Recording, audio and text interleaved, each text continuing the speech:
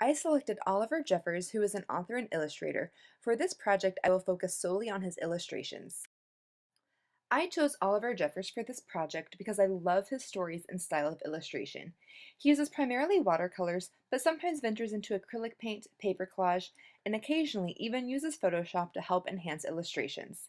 He creates depth in his illustrations by using shadow and has a few distinct characteristics in his characters, making them easily identifiable as his work. In these two examples, you can see Jeffers' use of shadow to create depth on the page. My two favorites are in the image on the left from Stuck. You can see a shadow from the shoe that the boy has thrown up into the air. I also really like the latter in the image on the right from the Hueys and the New Sweater. It creates depth on the page, showing that the latter is leaning up against something, making it appear as if a wall is there. These two examples are from The Day the Crayons Quit by Drew Daywalt, but illustrated by Oliver Jeffers. I love that these crayons have shadows, even though you have no idea if they're outside or even around light where a shadow would be created. I especially love the white crayon since he doesn't have an outline, but he still has a shadow so you can see where he would be standing. This scene is from The Great Paper Caper. What I really like about this is that the scene is at night and you can see where the moon would be based upon the shadows of the trees. I also really like how the snow was placed on the image last, making it appear as though you're looking through the blizzard at the bear and into the trees.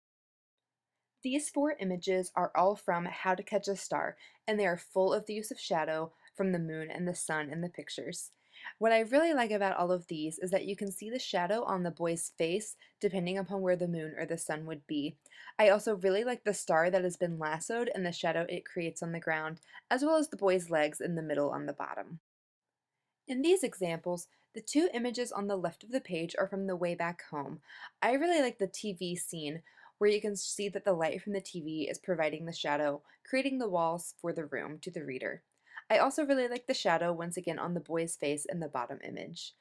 On the image on the right from the Incredible Book Eating Boy, I really love the filing cabinet and how the sun is coming in through the window, creating that shadow on the wall. I think this is my favorite use of shadow, and it's from The Heart in the Bottle. I love that the entire image is already sort of dark because it is nighttime, but the moon is coming in through the window, creating an extra shadow on the wall and lighting up some areas of the room and providing an extra shadow and darkness underneath the chair and beneath the lamp and the table. Oliver Jeffers has a very distinctive style in how he draws arms and legs. They are always very skinny and almost completely straight down from the torso, no matter if it is a human, animal, alien, imaginary creature, it doesn't matter. They always have very stick straight legs. You can see this here in these three examples. I think my favorite might be on the bear. He's so big and furry and then has these teeny tiny legs. It's hilarious. Here are two more examples showing this distinctive style on two human boys and one alien. Once again, no matter the type of creature, the eyes are always the same on Jeffers' characters. They are always two simple black dots. The mouth is just always a simple black line, and the noses are what varies, but there are only two or three different styles that he varies between. These images show the distinctive nose styles. The crayon and the boy on the left from Stuck have no nose. The boy from How to Catch a Star has a straight line coming down from the top of his head that hooks over. The alien has sort of a half oval shape that goes all the way down his face and back up, connecting to the very top of his head. The Hueys also all have this type of nose. Jeffers uses motion through the use of line and the angle of the character. At the top of the page in the example from Stuck, you can see the boy leaning back, preparing to throw the duck up into the air.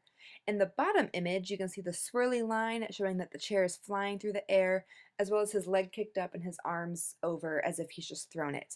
In the Incredible Book-Eating Boy, you can see lots of lines and multiple sets of arms, showing that he's juggling the books up through the air and catching them in his mouth. This is my favorite example of motion from The Heart in the Bottle. You can see the girl drop the bottle down and then how it bounces and falls and finally lands on the ground. One of my favorite things about Oliver Jeffers are the extra touches he puts into his illustrations. In The Day the Crayons Quit, he wrote all of the text in crayon on different pieces of paper. And in The Incredible Book-Eating Boy, he drew his illustrations once again on different types of paper, including maps, graph paper, and math textbooks. For more information, you can visit his website, www.oliverjeffers.com.